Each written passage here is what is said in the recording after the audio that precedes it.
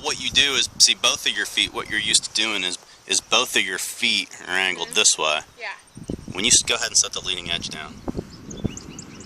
When you set the leading edge behind the ball and you draw a straight line from your leading edge, then that back foot should match the leading edge or be as parallel to it as possible. And then the only position that I want you to bevel is the front foot. So bevel that open, but keep the back foot square and keep the leading edge and the back foot parallel to one another. Now, make the swing.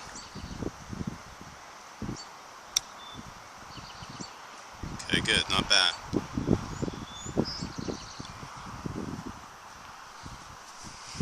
That's how I want you to try to set up to aim it. Make the leading edge and the back foot match it. There you go. That's pretty close right there. Yeah, that's really good. Now swing it. There we go. Crisper and cleaner, see? Because if you start to bevel both of your feet or angle them, then the ball gets too far back and you're either going to come in too steep or you're going to have to stub behind it. So again, it's going to balance out your impact position. It's going to make the impact position cleaner and crisper because the leading edge is going to get to the immediate back side of the ball. The ball is going to hit more the center of the club face. You won't have to lift it. It's just going to come off of the trajectory, dependent upon what club you choose. And always remember, because it is more back off of your back foot anyway, it's going to come off lower.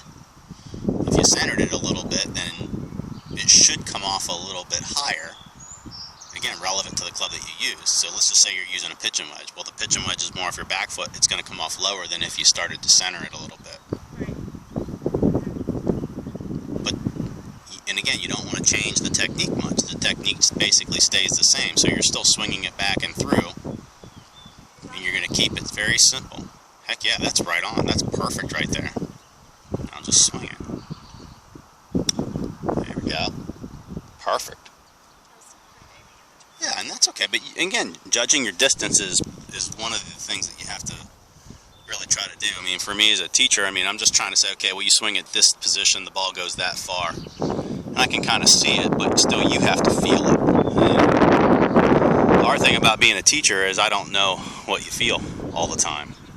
I'm trying to figure it out by watching you, and then helping you try to adjust a little bit as you make the swings, but it's not always the easiest thing because only you can feel what you're doing. I just want to make sure that you're setting up well enough that you give yourself the best opportunity to try to hit the shot solid. Yeah, that's really good. See, you see how you're catching it crisper all of a sudden? Yeah, the sound is much better. And see, but that's the biggest challenge is, again, setting up and staying consistent with your setup, changing the clubs relevant to what you want to do from a trajectory or spin standpoint. But more importantly is, no matter what club you're swinging, is that the back side of the clubs always, or the leading edge, let's say, of the club is always getting on the bottom side of the ball. Because if the leading edge is working up or working down too steeply in one direction or the other, then you're going to mishit it.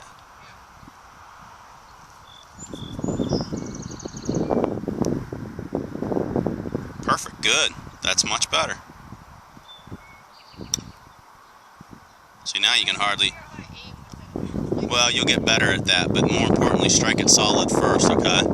You'll have to watch your aim and make sure you're aiming it. I mean, you're not doing a bad job. See, the thing of it is you're a smart girl, so your aim is always going to be fairly decent. The longer you get from the target, the harder it is, because you have to judge your aim better, but the closer you are to it, the easier it should be.